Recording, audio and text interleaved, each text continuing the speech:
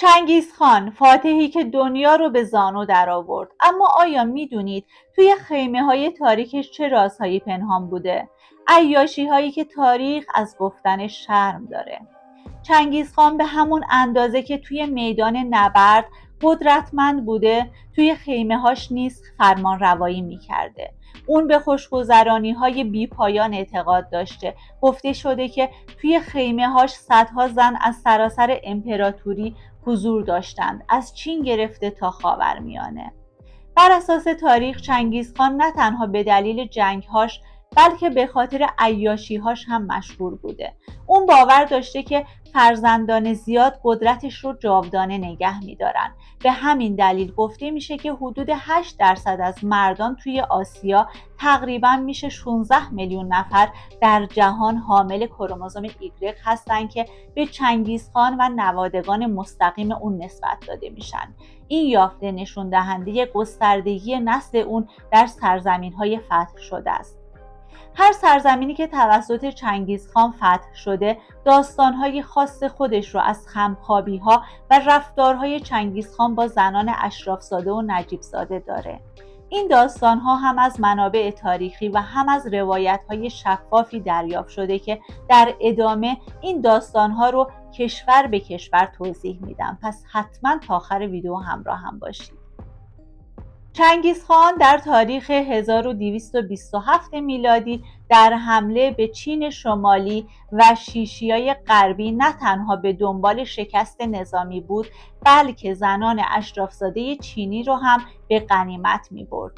پس از فتح هر شهر زنان زیبای دربار به عنوان هدیه پیروزی به چنگیزخان و فرماندهانش تقدیم می شد.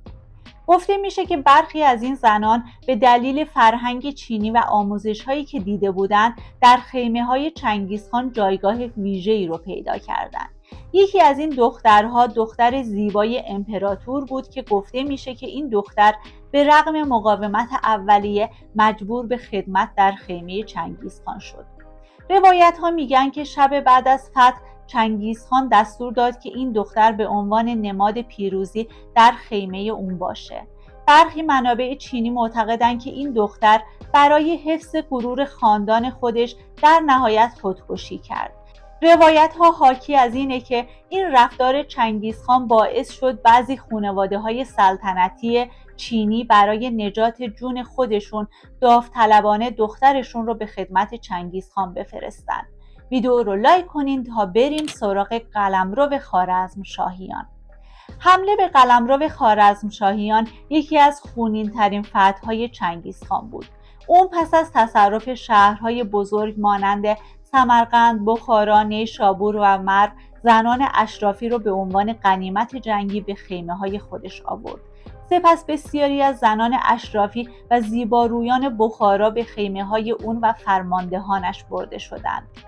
این زنها گاهی مجبور می شدن در برابر خانواده‌ها و همسران خودشون به اسارت و همخوابی تن بدن. در نیشابور هم پس از قتل عام شهر زنان به صورت دست جمعی به عنوان برده به اردوگاه مغول برده شدند. یکی از این زنان دختر یکی از وزرای خوارزمشاه بود که به زیبایی معروف بود. اون در ابتدا به خدمت در خیمه چنگیزخان مجبور شد، اما روایت هایی وجود داره که میگه این دختر برای حفظ شرافت خودش حاضر به اطاعت نشد.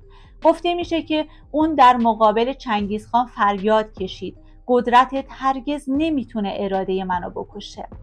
سرانجام اون کشته شد، اما داستانش به عنوان نماد مقاومت در تاریخ شفاهی ایرانیان باقی موند.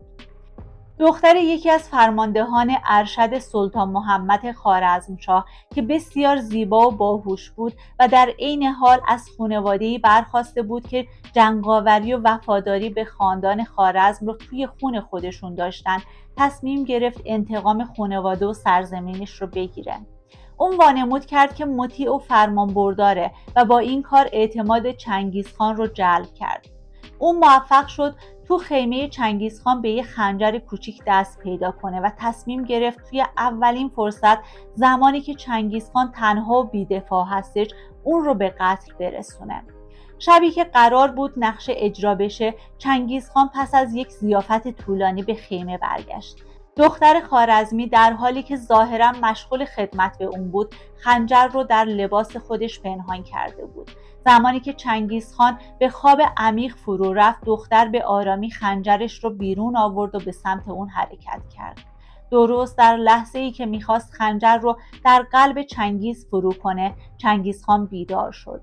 چنگیزخان که از شجاعت و جسارت این زن شگفت زده شده بود، به جای کشتن فوری اون دستور داد اون رو به فرماندهان سپاه تحویل بدن تا به عنوان برده و غنیمت جنگی به اردوگاه مغول برده بشه. برخی روایت ها میگن که این زن بعدها کشته شد و برخی دیگه میگن که در زندان مغول ها درگذشت. چنگیزخان مردی که دنیا رو فتح کرد، اما آیا عیاشی های اون نقطه ضعفش بودن یا قدرتش؟ شما چی فکر میکنید؟ حتما نظرتون رو برامون کامنت کنید. پس از حمله چنگیزخان به قفقاز، زنان خاندانهای سلطنتی گرجستان و ارمنستان هم گرفتار شدند.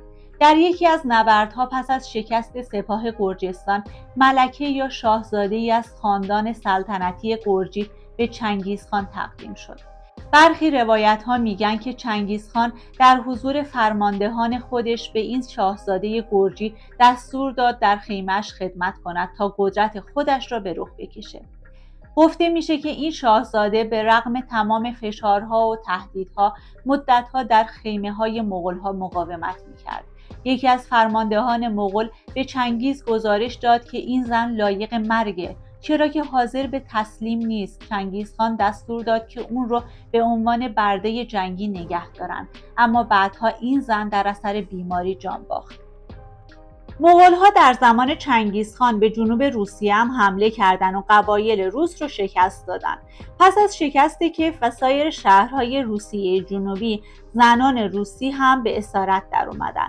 گفته میشه که چنگیزخان به دلیل زیبایی زنان روسیه دستور داد گروهی از اونها به خیمه‌هاش آورده بشن.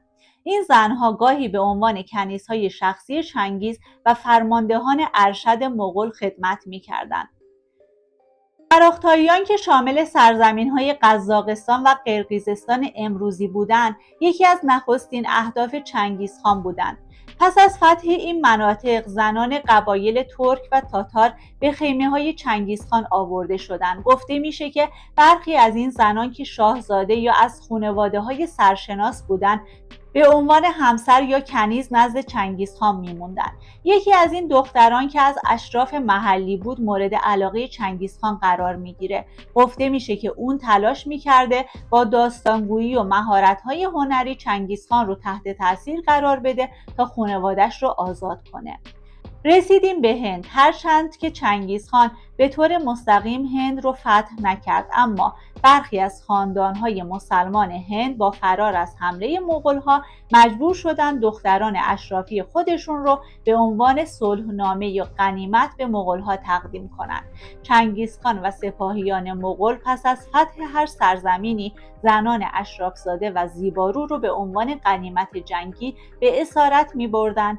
این رفتار نه تنها برای نمایش قدرت و تحقیر دشمنا بود، بلکه برای گسترش نسل چنگیزخان و تثبیت نفوذ امپراتوری مغول استفاده می‌شد. تاریخ‌دان‌ها میگن که چنگیزخان در سالهای پایانی عمرش به مردی تنها تبدیل شد. اون در میان خوشگذرانی‌ها و لذت‌های بی‌پایان سایه خیانت و اندوه رو هم با خودش داشت. فاتحی که دنیا رو زیر پا گذاشت، اما شاید خودش اسیر زیادی خواهی‌هاش بود. به نظر شما آیا چنین قدرتی ارزش این همه فساد و تنهایی رو داشت؟ حتما این ویدیو رو لایک کنین و اونو با دوستاتون به اشتراک بذارین. اگه فکر میکنین عیاشی‌های چنگیزخان شوکه کننده بود، صبر کنید. توی ویدیوهای بعدی از راز تاریک و هولناک برده‌های جنسی رهبر کره شمالی پرده برمی‌داریم. داستانی که کمتر کسی جرأت گفتنش رو داره. حتما منتظر باشید. کانال رو سابسکرایب کنید و زنگوله رو روشن کنید که از ویدیوهای جذاب بعدی مطلع بشید.